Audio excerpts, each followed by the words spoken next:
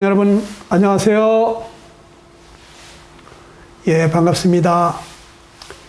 이 시간에는 침례를 받게 된 사람 에디오피아 내시에 대한 말씀을 좀 드리기를 원합니다.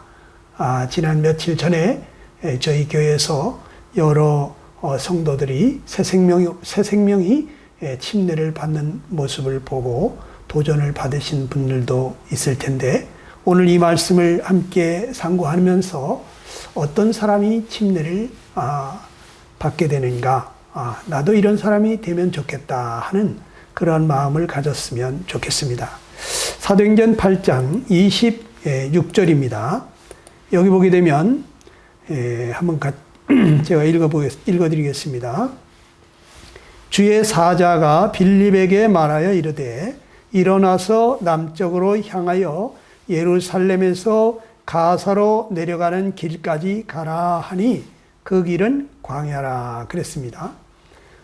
여기 하나님의 사자가 빌립이라고 하는 하나님의 종에게 찾아와 가지고 빌립아, 너 예루살렘에서 가사로 내려가는 길까지 가거라 이렇게 했다는 거예요. 여러분, 하나님께서 그 사자를 급하게 보내셨다. 왜 보내셨을까? 여러분, 아주 중요한 일이겠죠. 하나님께서는 참 온 땅을 두루 살펴보고 계십니다. 역대하 16장 9절에 보게 되면 여호와께서는 온 땅을 두루 감찰하사 전심으로 자기에게 향하는 자들을 위해서 능력을 베푸신다 그랬어요. 그런데 하늘에서 하나님이 한 사람을 발견한 것이, 그래서 그 사람을 만나주고 싶어서 하나님의 사람 이 빌립 집사님을 급하게 그곳으로 보내신 것입니다. 하나님은 지금도 참 온 땅을 두루 감찰하시면서 구원 얻을 사람을 찾고 계십니다. 하나님의 눈에 여러분이 띄게 되기를 간절히 축원합니다. 하나님께서는 모든 사람이 구원을 받으며 진리를 아는 데 이르기를 원하시는데, 특히 하나님께서 먼저 쫓아가서 만나주고 싶어 하시는 사람들이 있어요. 그 사람 중에 한 사람이 바로 이 사도행전 8장 27절에 나오고 있습니다. 한번 읽어드리겠습니다. 일어나 가서 보니 에디오피아 사람 곧 에디오피아 여왕 간다게의 모든 국고를 맡은 관리인 내시가 지금 수레를 타고 가고 있다는 거죠. 빌립이 이 예루살렘에서 그 가사라고 하는 곳으로 가봤더니 그 광야에 한 사람이 마차를 타고 가고 있는데, 그 사람이 어떤 사람? 에디오피아 사람이다. 여러분, 아프리카 저 에디오피아 아시죠? 거기 시커먼 흑인들 사는 곳. 이 에디오피아 사람, 이 흑인, 보통 사람들은 이 흑인들을 볼 때 좀 저주받은 사람처럼 취급하고 좀 자기들하고는 급이 다른 것처럼 생각하는 경향이 있어요. 또 무시하고 가까이 하지 않으려고 하는. 그런데 하나님은 그렇지 않습니다. 하나님은 사람을 외모로 보지 않으시는 분이십니다. 그래서 베드로도 이것을 깨닫고 사도행전 10장 34절 이하에 놀라운 말을 했는데, 하나님은 사람의 외모를 보지 아니하시고 각 나라 중에서 하나님을 경외하며 의를 행하는 사람은 다 받으시는 줄을 내가 깨달았다. 이렇게 말씀했습니다. 여러분, 하나님은 사람의 외모를 보지 않습니다. 우리는 돈이 많은 사람, 공부를 많이 한 똑똑한 사람, 또 높은 권세를 가진 사람, 이런 사람들 특별하게 생각할 수도 있습니다.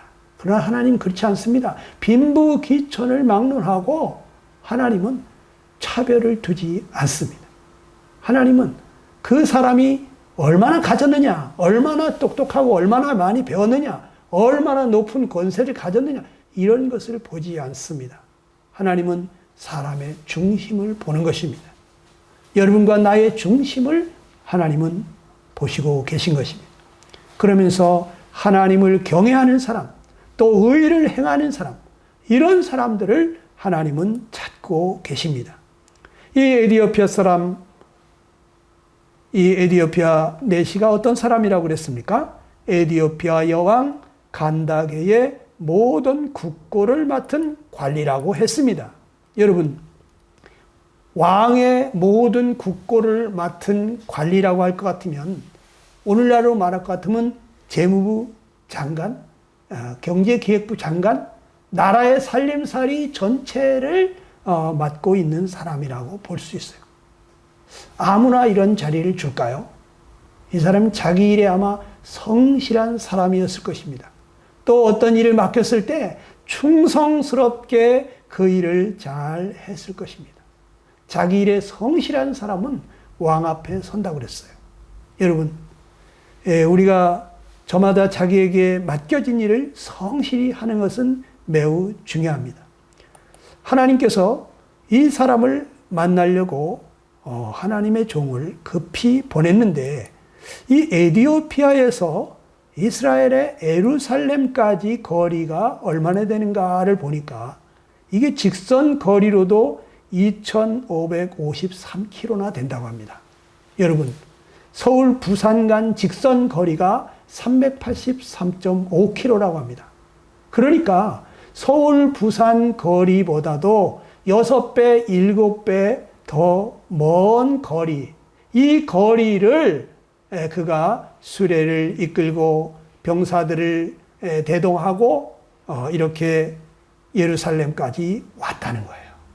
이 먼 거리를 도대체 왜 왔을까? 이걸 도보로 걷는다 그러면 약 3개월 정도가 소요되는 그러한 어마어마한 거리입니다.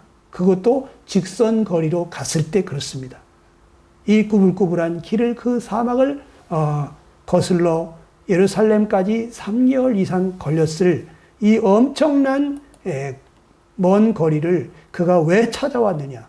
여기 사도행전 8장 28절을 보면 예배하러 예루살렘에 왔다가 돌아가는데 이렇게 쓰여 있습니다. 에디오피아 내시가 예루살렘까지 뭐 하러 왔느냐? 예배하러 왔다는 거예요. 예배 드리러. 이 사람은 하나님을 경외하는 사람이었던 것입니다. 여러분, 우리는 조금만 거리가 멀어도 1시간, 2시간만 교회 가야 된다 그러면, 아이고, 우리 집 옆에도 교회가 많은데 뭔 1시간씩 걸려서 그렇게 먼 거리를 교회를 가냐, 이렇게 생각하는 사람들이 있습니다. 그러나 이 에디오피아 내시는 1시간, 2시간이 아니라 약 3개월을 걸어서, 또는 본인은 수레를 탔겠지만 병사들은 앞에 서고 뒤에 서고 호위하면서 도보로 왔을 것입니다. 이 먼 거리를 그가 예배 드리러 왔다. 왜 있는 처소에서 예배 드리지 않고 이곳까지 왔을까요? 여러분, 이스라엘 백성들에게 유월절을 기념할 때, 또 이 예배를 드릴 때 어떻게 해야 된다는 것을 말씀한 것이 있는데, 열왕기상 8장 29절에 보게 되면 솔로몬 왕이 이런 기도를 합니다. 내 이름이 거기 있으리라 하신 곳, 이 성전을 향하여 주의 눈이 주야로 보시오며 주의 종이 이곳을 향하여 비는 기도를 들으시옵소서라고 기도하고 있어요. 그러니까 하나님의 이름이 거기 있으리라고 한 곳이 어디냐? 바로 하나님의 성전이에요. 하나님의 집. 하나님의 눈이 주야로 그것을 보고 계시고 거기서 하는 기도를 들어주신다고 약속을 했다는 거예요. 그렇기 때문에 유대인들은 이 성전을 향하여 기도를 하고, 또 이 성전에까지 가서 거기에서 기도를 하고 제물을 드리고 하나님께 예배를 드리는 이러한 습관들이 있었습니다. 그런데 이 에디오피아 내시가 이런 것을 알고 있었다는 거죠. 그래서 그가 이 먼 거리를 마다하지 않고 하나님의 성전, 하나님의 이름이 거기 있으리라고 약속하신 이 성전에까지 와서 예배를 드리고 지금 집으로 돌아가는 길인 것입니다. 여러분, 이 보통 사람이 아니죠. 하나님을 엄청 경외하는 사람인 것을 우리가 볼 수가 있습니다. 그가 또 귀가하는 길에 수레를 타고 선지자 이사야의 글을 읽고 있었다고 성경은 말해주고 있습니다. 여러분, 집으로 가면서도 성경을 읽고 있습니다. 자, 어떤 마음일까요? 이 사람 정말 구도자다 하는 생각이 듭니다. 구도자. 여러분은 구도자라고 하면 조금 기분 나빠하시는 분도 있는데, 여러분, 공자는 내가 아침에 도를 들으면 저녁에 죽어도 좋겠다고 했어요. 여러분, 정말 무엇이 길이냐, 무엇이 진리냐, 이것을 알 수만 있다면 당연히 이제 죽어도 여한이 없다는 거예요. 여러분, 구도자라는 것은 도를 구하는 사람입니다. 하나님 만나기를 간절히 원하는 사람입니다. 하나님, 내가 어떻게 살아야 됩니까? 나는 어디서 왔으며 왜 살아야 되며 어디로 가는 것입니까? 나를 지으신 창조주 하나님, 말씀해 주십시오. 하나님 앞에 정말 도를 구하고 있는 사람들, 이런 사람들 보고 우리는 구도자라고 합니다. 그런데 이 에디오피아 내시가 구도자 중에 참 구도자인 것을 우리가 볼 수 있습니다. 그가 오늘날 우리가 교회 와서 예배를 드리고 가면서도, 버스간에서도 또는 걸어가면서도 성경을 읽으면서 가고 있는 것과 같은 그러한 모습을 우리는 여기서 볼 수가 있는 것입니다. 그가 성경을 읽고 있을 때 하나님의 종 빌립이 그 마차로 가까이 갔습니다. 그래서 빌립이 달려가서 들어보니까 선지자 이사야의 글 읽는 것을 듣게 되었어요. 그래서 한마디 했습니다. 읽는 것을 깨닫느냐? 그때 수레에서 대답하는 소리가 들리는데 지도해 주는 사람이 없으니 어찌 깨달을 수 있느냐 하고 빌립을 청하여 수레에 올라 같이 앉으라, 이렇게 했다는 겁니다. 여러분, 이 길을 걸어가면서도 성경을 소리내어 읽었던 이 에디오피아 내시. 여러분, 성경을 소리내어서 읽는다고 하는 것은 이 성경을 특별한 말씀으로 대한 것이라고 저는 봅니다. 하나님의 말씀, 정말 지존하신 하나님의 말씀이기 때문에 세상에 많은 책이 있지만 하나님의 말씀은 성경밖에 없습니다. 근데 이 하나님이 하신 말씀이라고 그가 믿었기 때문에 그 성경을 읽는데 하나님이 이 성경을 왜 써놓으셨을까? 왜 이것을 기록하셨을까? 이것을 통해서 우리에게 무엇을 말씀하고자 하심인가? 이런 생각을 가지고 그가 말씀을 읽을 때 큰 소리로 소리를 내서 읽었다는 거죠. 정말 우리가 정신을 바짝 차리고 졸음을 깨면서 이 말씀을 정말 깨닫기를 원하는 사람은 소리내서 읽게 돼 있어요. 눈으로 보면서 그것으로 만족하지 않습니다. 입으로 말하면서, 귀로 들으면서 온 신경을 집중해서 성경을 읽는 것입니다. 여러분, 성경 읽을 때 이러한 마음을 가지고 읽게 되면 참 좋으리라고 생각이 됩니다. 빌립이 그 소리내어 읽는 그 소리를 들었습니다. 아, 이사야의 글을 읽고 있구나. 그래서 읽는 것을 깨닫겠습니까? 하고 물었더니 이 에디오피아 내시가 뭐라 했습니까? 지도해 주는 사람이 없으니 어찌 깨달을 수가 있겠습니까? 이렇게 말했어요. 그러니까 이 사람은 누군가가 좀 지도해 주는 사람이 있었으면 좋겠다 하는, 지도해 줄 사람을 사모하던 사람이라는 것을 우리가 알 수 있습니다. 성경을 읽다 보면은 이 말씀이 도대체 무슨 말씀일까? 무엇을 말씀하시는 건가? 누가 좀 아는 사람이 있으면 얘기를 좀 해줬으면 좋겠는, 좀 지도해줬으면 하는 그런 생각이 들 때가 있습니다. 여러분도 그런 마음이 들 때가 있습니까? 에디오피아 내시아 같은 마음입니다.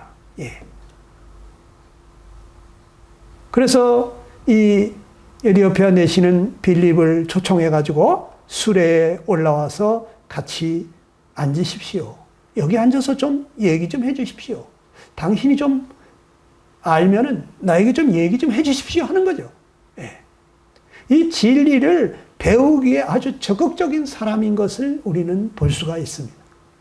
우리 성경을 읽다가 이 말씀이 참 이해가 잘 안 될 때, 누군가 그것을 알만한 사람을 만날 때, 우리는 그 사람 붙잡아야 됩니다. 나 좀 상담 좀 해주십시오.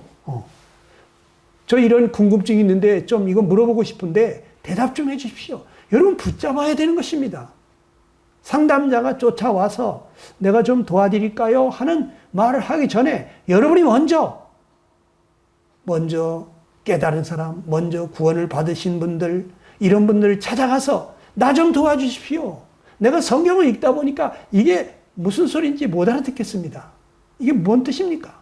하고 여러분 물으셔야 되는 것입니다. 이런 자세를 갖는 사람들 하나님은 만나주시기를 기뻐하시는 것입니다. 여기 8장 32절 33절을 보니까 그가 읽던 내용이 어떤 내용이냐. 읽는 성경 구절은 이것이니 일러스되 그가 도살자에게로 가는 양과 같이 끌려갔고 털 깎는 자 앞에 있는 어린 양이 조용함과 같이 그의 입을 열지 아니하였도다. 그가 굴욕을 당했을 때 공정한 재판도 받지 아니하였으니 누가 그의 세대를 말하리요. 그의 생명이 땅에서 빼앗김이로다. 이런 말씀을 읽고 있었어요. 그러면서 그 내시가 빌립에게 말합니다. 내가 묻노니 선지자가 말한 것이 누구를 가리킴인 것입니까? 여기 그가 도대체 누굽니까? 자기를 가리킴입니까? 타인을 가리키는 것입니까? 하고 물었습니다. 예. 그때 빌립이 입을 열어서 이 글에서 시작해서 예수를 가르쳐 복음을 전하기 시작했습니다. 예. 여러분, 이 내시는 성경을 읽으면서 자기의 궁금했던 것들을 질문하기 시작했고, 또 이 하나님의 종 빌립은 자기가 하나님께서 깨닫게 해주신 대로 바로 이 말씀을 풀어서 예수 그리스도가 누군지 예수님의 복음을 전했던 것입니다. 아마 빌립은 그에게 이런 말씀을 하지 않았을까 싶습니다. 여기 이사야서 53장 7절로 8절 당신이 이 말씀을 읽고 있는데 그가 도살자에게로 가는 양과 같이 끌려갔다고 했는데 도살장으로 끌려가는 양처럼 그렇게 마땅히 죽어야 될 짐승이 이제 죽으러 가는 것처럼 그렇게 끌려가신 분이 바로 이분이 예수님이십니다.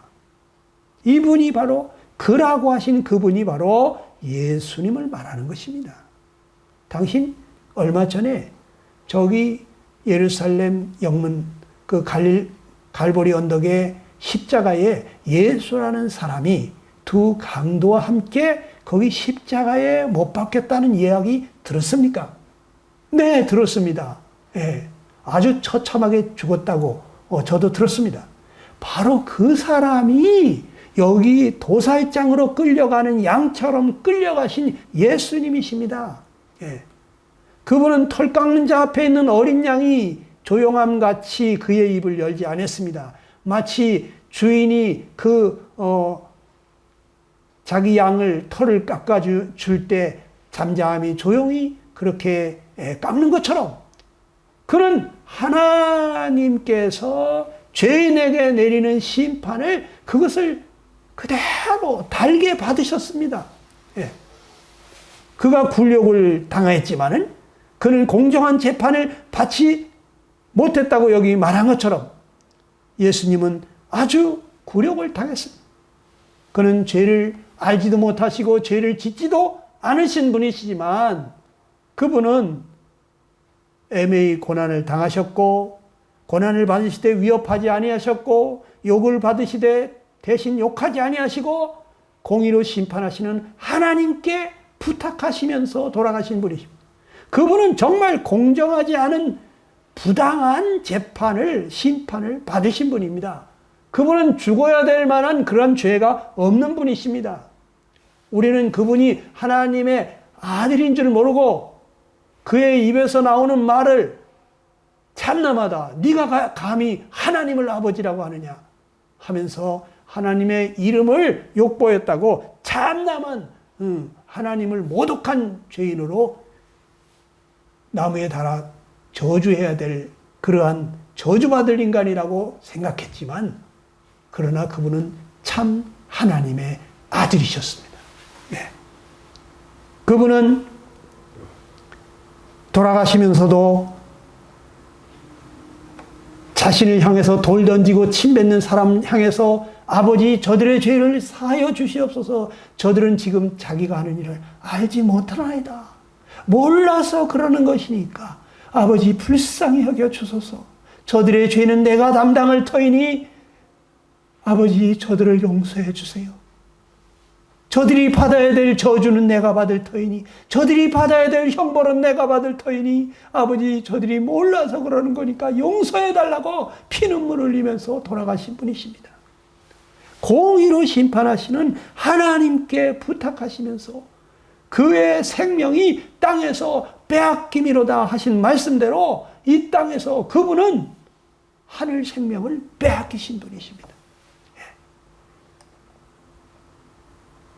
오늘 여기 이사야서의 장관께서 보신 이 말씀이 바로 여기 그가 누구냐? 얼마 전에 십자가에 돌아가신 하나님의 아들 예수십니다. 우리도 다 그가 하나님의 아들인 줄 몰랐습니다. 그러나 그가 행한 일을 우리가 살펴볼 때 그가 정말 아무도 정죄하지 아니하시고 심지어 가늠한 현장에서 잡힌 여자도 죄 없는 자가 먼저 돌로 치라 하시면서 그 여인의 죄까지도 또 돌을 들고 치려고 했던 이러한 정죄하는 자기를 모르는 이 교만은 바로 우리 인생들의 죄까지도 그분이 다 담당하시면서 십자가로 가신 분이십니다. 네. 그분은 죽은 자를 살리셨고 바다와 바람을 잔잔케 하시고 귀신들을 내어 쫓으신 그분이 바로 창조주 하나님, 성자 하나님, 하나님의 아들이었던 것입니다. 그런데 우리는 그분을 몰랐습니다. 당신이 얼마 전에 예루살렘에 가서 예배를 드릴 때 무엇을 드렸습니까? 저는 양을 잡아 드렸습니다. 그 양은 바로 예수 그리스도께서 우리의 죄를 대신해서 희생하실 것을 그것을 내다보시고 하나님께서 우리가 죄를 지을 때마다 그 죄를 사함받기 위해서는 희생양이 필요하다고 그 희생양의 피 흘림이 없이는 죄사함을 받지 못한다고 했던 바로 우리의 희생양이 되신 유월절 양이 되신 예수 그리스도를 그것을 말씀해 주는 것입니다. 우리 그동안에 수없이 많은 선지자들이 하던 이야기 언젠가 메시아가 오실 것이다. 하나님이 기름 부으신 종이 임하실 것이다. 네. 그분은 태초부터 계시던 분이신데 그분은 전능자시고 그는 영존하시는 분이시고 그는 모사이시고 기묘자라고 하신 바로 그 그리스도 그분이 바로 하나님의 아들 예수 그리스도였습니다. 그런데 그분이 이 땅에 오셨는데 우리는 그분을 알아보지 못했던 것입니다. 네. 어느 날 세례 요한이 그 예수님을 바라보면서 보라 세상 죄를 지고 가는 하나님의 어린 양이라고 말했어요. 바로 당신과 나의 그리고 우리 모든 인생들의 죄를 대신해서 그분이 희생양이 되신 것입니다. 저는 이제 예수님이 하나님의 아들인 것을 믿습니다. 그분이 사흘 만에 살아나셔서 이제 누구든지 예수님을 믿는 자는 죽어도 다시 살고 영원히 살게 된다고 하는 그것을 확실하게 증거해 주었고 사도들이 그 부활하신 예수님을 목격했고 보내시마 약속하신 보혜사 성령님을 받고 그들이 담대히 외쳤을 때 이 예루살렘에서 3,000명이나 되는 사람들이 회개하고 돌아왔어. 그들이 침례를 받을 때 수많은 사람들이 돌팔매질을 했지만 그들은 죽음을 각오하고 침례를 받았어. 우리는 하나님이 보내신 메시아, 하나님께서 보내신 그 아들을 알아보지 못하고 그 죄 없는 거룩하신 하나님의 아들을 십자가에 못 박아 죽인 우리는 정말 살인범이구나. 우리는 너무 큰, 너무 무식한, 너무 무지한 짓을 했다. 용서받지 못할 짓을 했다. 이걸 깨닫고 수많은 사람들이 회개하고 예수님이 구원자심을, 그 아드님을 보내신 하나님의 그 사랑에 감격해서 침례를 받을 때 그들은 죽음을 각오하고 받았던 것입니다. 이 얘기를 다 듣고 나더니 갑자기 내시가 저 강가를 바라보게 되었습니다. 거기 길 가다가 물 있는 곳에 이르러서 내시가 말하기를 보라 물이 있으니 내가 침례를 받음에 무슨 꺼리낌이 있느냐, 이렇게 말했습니다. 여러분 놀랍지 않습니까? 이 에디오피아 내시가 하나님의 종 빌립의 이야기를 듣는 동안에 그렇구나. 그렇게 거룩하시고 그렇게 인자하시고 그렇게 사랑이 많으시고 그렇게 겸손하시고 그렇게 온유하신 그러한 분이 왜 그렇게 처참하게 죽었나? 바로 우리의 죄를 위해서 오신, 우리를 구원하러 오신 구세주였구나. 이거를 깨달은 것입니다. 그가 말하기를 저기 물이 있는데 내가 침례를 받음에 무슨 꺼리낌이 있습니까? 나 저기 가서 침례 받고 싶습니다. 나 침례 받아도 되지 않을까요? 이런 얘기를 했다는 거예요. 여러분, 이 에디오피아 내시가 복음을 깨닫고 침례 받기를 청한 거죠. 여러분, 여러분들 중에서도 나도 구원받았습니다. 나도 믿습니다. 하나님의 아들이 나를 구원해 주신 걸 저는 이제 믿을 수 있습니다. 전 지금 죽어도 이제 천국에 갈 자신이 생겼습니다. 이런 믿음이 생기면 여러분 말씀하세요. 교회에다 말씀하세요. 나도 침례 받고 싶습니다. 침례 상담 누가 권하기 전에 여러분이 먼저 얘기해도 되는 것입니다. 네. 빌립이 뭐라 그랬을까요? 사도행전 8장 37절이 없음이라고 나오지만 어떤 사본에는 이렇게 나옵니다. 빌립이 가로되 내가 마음을 온전히 하여 믿으면 가니라. 대답하여 가로되 내가 예수 그리스도께서 하나님의 아들인 줄 믿노라가 있습니다. 예. 여러분, 빌립이 말했어요. 당신이 마음을 온전히 해서 믿으면 침례 받아도 된다고 말한 것입니다. 그랬더니 그 에디오피아 내시가 말하기를 내가 예수 그리스도께서 하나님의 아들인 줄 믿습니다. 그는 신앙 고백을 했던 것입니다. 여러분, 누가 침례를 받을 수 있습니까? 마음을 온전히 하여 믿는 사람은 누구나 침례를 받을 수 있습니다. 이 에디오피아 내시는 예수님을 어떻게 믿었느냐? 어떤 분으로 믿었느냐? 예수님이 하나님의 아들인 줄을 믿었어요. 내가 예수님은 그리스도다. 그분은 하나님께서 기름 부으신 메시아, 우리를 구원해 주러 오시겠다고 했던 그분은 거룩하신 하나님의 아들인 줄 믿습니다. 무죄하시고 무험하시고 의로우시고 거룩하신 그분이 내 죄 때문에 그렇게 대속의 죽음을 하신 것을 저는 믿습니다. 그분이 나를 구원하러 오신 것을 믿습니다. 그분이 십자가에서 나를 구원하신 것을 저는 이제 믿습니다. 여러분이 대단한 얘기인 것입니다. 그 당시 예수님을 하나님의 아들로 믿는다는 것은요, 이건 돌팔매 맞아 죽을 일이에요. 예. 왜냐? 예수님은 하나님의 이름을 모독했다고 참남죄로 저주받아 마땅하다고 십자가 나무에 달아 죽였던 그런 패역한 죄인 취급을 당한 분이거든요. 그런데 그분을 갖다가 저분이 하나님의 아들이십니다고 이렇게 믿는다고 하는 것은 그 예수님을 십자가에 못 박은 모든 사람들을 정죄하는 거예요. 당신들은 거룩하신 하나님의 아들, 그 거룩하시고 무죄하신 그분을 살인한 살인범이다. 당신들은 다 지옥에 갈 줄 알라고 하는 이 엄청난 얘기를 하는 거예요. 그렇기 때문에 가만히 있겠습니까? 돌멩이를 하나씩 들고 다 달려들겠죠? 예. 그런데 이 에디오피아 내시가 나는 이제 예수 그리스도께서 하나님의 아들이신 줄 믿습니다. 라고 고백했다는 거예요. 네. 난 이것을 이제 성부와 성자와 성령 앞에서 만천하 앞에서 침례로 순종하면서 내 신앙을 고백하고 싶습니다. 이런 뜻이죠. 여러분.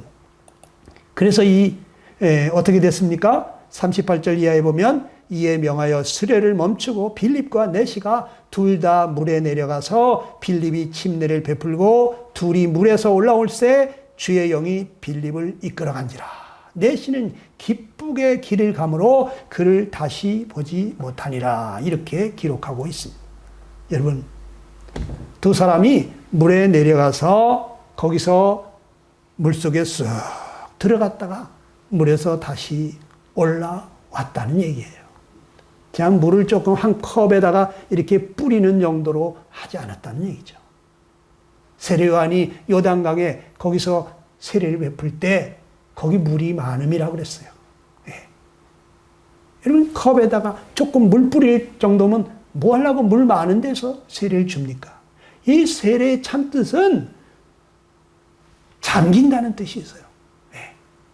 잠기는 겁니다. 예수님과 함께 내가 죽었고 예수님과 함께 장사되었음을 저는 믿습니다. 물속에 쑥 잠김으로써 자기가 주님과 하나가 됐음을, 주님과 함께 십자가에서 자기는 죽었고 장사됐고 이제는 자기 안에 오신 새 생명, 그 부활하신 예수의 영이 자기 안에 와서 살고 있는 이제 새로운 피조물이라고 하는, 자기는 그리스도의 사람이라고 하는 것을, 그것을 증거하는 것이, 그것이 바로 침례인 것입니다. 여러분, 이 에디오피아 내시가 침례를 받고 어떻게 했습니까? 내시는 기쁘게 길을 갔다고 이렇게 되어 있습니다. 어떤 마음이었을까요? 그가 그 3개월이 넘는 그 먼 거리를, 왕복으로 6개월이 걸렸을 그 거리를 왔다가 가면서도 자기는 또 죄를 지으면 또 양을 갖다가 드려야 되는 그러한 죄인인데, 1년에 몇 번씩 이 성전 앞으로 찾아와야 될 그러한 죄인인데, 그런데 거룩하신 하나님의 아들이 그 무음하신 피를 흘리셔서 자기의 모든 죄를 단번에 영원히 깨끗게 해주셨다고 하는 이 놀라운 사실을 깨닫고 마음이 얼마나 좋았을까요? 콧노래가 절로 나왔겠죠. 그 발걸음이 구름을 밟고 가는 것처럼 가볍지 않았겠습니까? 저는 그러한 경험을 해봤습니다. 여러분도 그 경험할 수 있게 되기를 간절히 축원합니다. 이 시간에 우리 한번 기도하겠습니다. 여러분, 잠시 고개를 숙이시고 눈을 감으시고 하나님 앞에 기도할 수 있게 되기 바랍니다. 하나님은 숨바꼭질 하시는 분이 아니십니다. 하나님은 우리가 정말 구원받기를 원하십니다. 아무도 멸망치 아니하고 다 회개하여 구원받게 되기를 원하십니다. 내가 아들을 통해서 너의 모든 죄를 다 용서했다, 내게로 돌아만 오라고 외치고 계십니다. 그런데 여러분, 왜 돌아오지 않습니까? 하나님, 제가 마음을 엽니다. 제가 수없이 많이 들었지만 이제 확실히 믿습니다. 하나님의 아들 예수께서 이 죄인을 구원하시려고 그렇게 십자가에서 돌아가셨군요. 하나님 감사합니다. 나 같은 죄인을 위해서 아드님을 희생하시다니 하나님 감사합니다. 아들 예수시여, 내 마음에 오셔서 내 생명의 주인이 되시옵소서. 나의 생명의 은인이시고 나의 주인이십니다. 내 생명을 받으시옵소서. 여러분 각자 기도할 수 있게 되기를 간절히 바랍니다.